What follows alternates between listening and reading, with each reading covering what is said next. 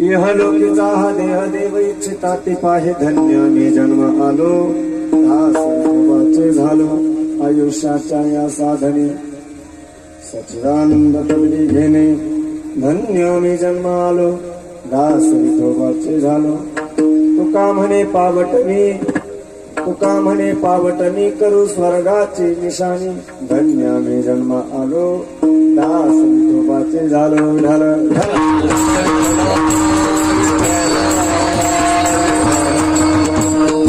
समचरण सरोजम सांद्रनीला बुधाभम जगननिहितवाणी मंडनम मंडनानम